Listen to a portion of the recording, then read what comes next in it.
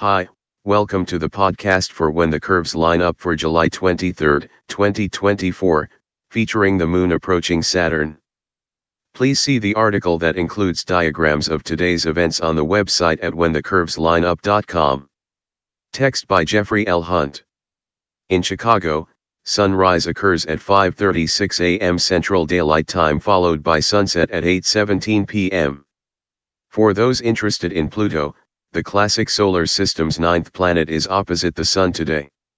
A large telescope is needed to see the distant body. The planet is in front of a dim Capricornus starfield, to the upper left of the Dog's Kingdom asterism. Unlike looking for Jupiter or Saturn through a telescope, Pluto is quite dim and star-like in appearance. It is over 2,000 times dimmer than the human eye can see unassisted. This means that a telescope needs a larger mirror to collect enough light to see it.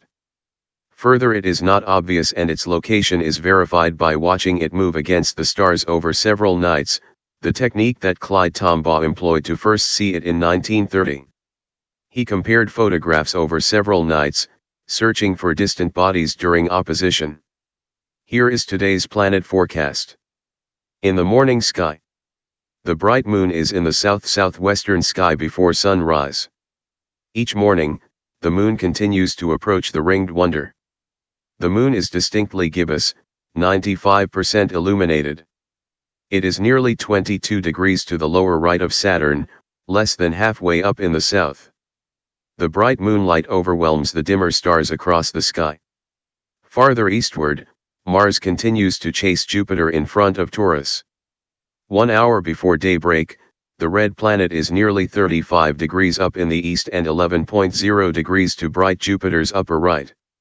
Mars continues to close the gap between them, leading to their August 14th conjunction.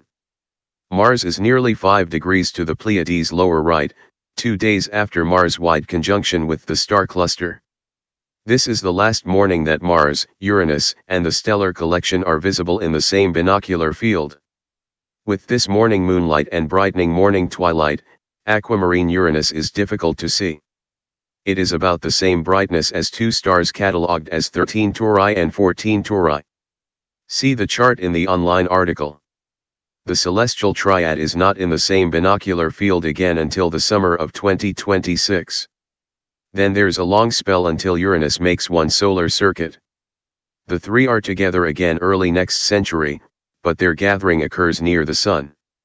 During the late winter of 2194, Mars, Uranus, and the Pleiades again gather in the same binocular field during nighttime hours. Jupiter plods eastward, 5.2 degrees to Aldebaran's upper left, Taurus' brightest star. It is about 12 degrees to the upper right of the Bull's Horns. Orion continues to climb across the eastern horizon below the planet race. The Hunter's Shoulders, Bellatrix, and Betelgeuse are above the horizon. Use a binocular to see Betelgeuse. Its red-orange color blends with the colorful hues of dawn's early light. It makes its first appearance without optical assistance in a few days. In the evening sky, Venus continues its slow entrance into the western sky as the evening star. This evening it sets during bright twilight, 47 minutes after sundown. 40 minutes after nightfall, speedy Mercury is less than 5 degrees up in the western sky. It is visible through a binocular, but its placement is making it more difficult to see each evening. The planet is 2.4 degrees to Regulus' lower right, Leo's brightest star. Until Mercury reappears before sunrise, we say, goodbye, Mercury. The moon rises about 2 hours after sundown. It is approaching Saturn, considerably closer than this morning.